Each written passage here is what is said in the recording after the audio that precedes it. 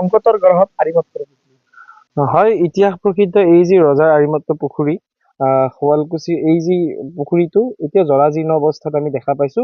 কিন্তু পূৰ্বতে আমি দেখিছিলো যেতিয়া আমি সৰু আছিলো সেই পুখুৰীটোত আমি নিজেই আহো ফুৰিবলৈ, আৰু ইয়াত বহু লোক দূৰ দূৰণিৰ পৰা বহু লোক আহিছিলে, য'ত চাৰিওফালে এক সৌন্দৰ্যময় পৰিৱেশে বিৰাজ কৰিছিল। কিন্তু সেই সৌন্দৰ্যময় পৰিৱেশ যেন এতিয়া নাই। এতিয়া যেন এই পুখুৰীটো ডাষ্টবিনত পৰিণত হৈছে। এই ওচৰে পাজৰে যদি আপুনি লক্ষ্য কৰে, একেবাৰে জাবৰ জোথৰ পেলাই একেবাৰে বেয়া মানে এটা অচল অৱস্থাত এই পুখুৰীটো বৰ্তমান আছে।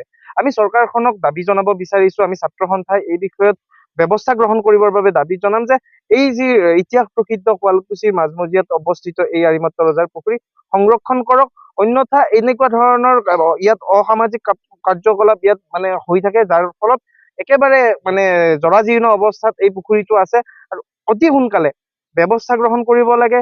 আঁচনিৰ ব্যৱস্থা হওক বা প্ৰথমে যেনেকুৱা ধৰণে আঁচনিৰ দ্বাৰাই কিছু ধৰক মানে সৌন্দৰ্য ক্ষেত্ৰত মানে ভালকৈ ৰাখিছিল, সেই ব্যৱস্থা এতিয়াও কৰিব লাগে। পুনৰাই এই এখন মানে পাৰ্কত পৰিণত কৰিব লাগে, এটা যিহেতু এখন ইতিহাস প্ৰসিদ্ধ এটি স্থান। এই স্থানখন আকৌ পুনৰ তেনেকুৱা ধৰণে ঘূৰাই আনিবৰ বাবে আমি দাবী জনাইছো। আৰু যিহেতু আমাৰ জালুকবাৰী সমষ্টিৰ বিধায়ক গৰাকী নিজেই ইয়াতে তেখেতে পোনপ্ৰথমে যদিও ইয়াত অকণমান চকু দিছিল বা তেখেতে কাম কাজ কৰিছিল, কিন্তু বৰ্তমান আমি তেনেকুৱা ধৰণৰ গুৰুত্ব প্ৰদান কৰা তেখেতক দেখা নাপালো।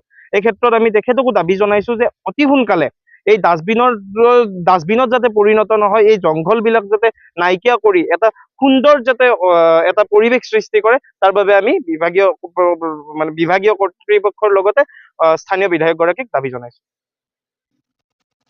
নমস্কাৰ।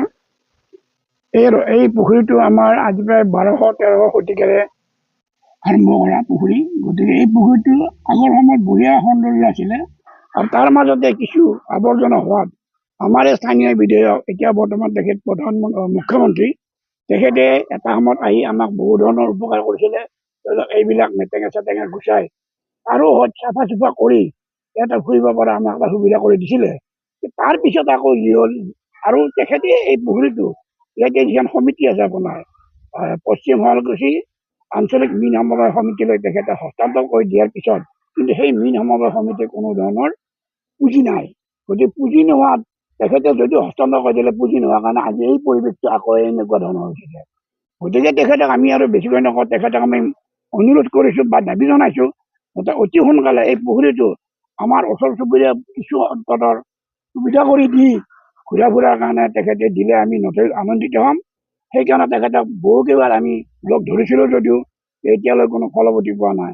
আগৰ এই আপোনালোকৰ যোগেদি তেখেতক অনুৰোধ কৰোঁ যাতে অতি সোনকালে তেখেতে এই কামটো হাতত লৈ আমাক সম্পূৰ্ণ ধুনীয়া কৰি দিয়ে যেন। ধন্যবাদ।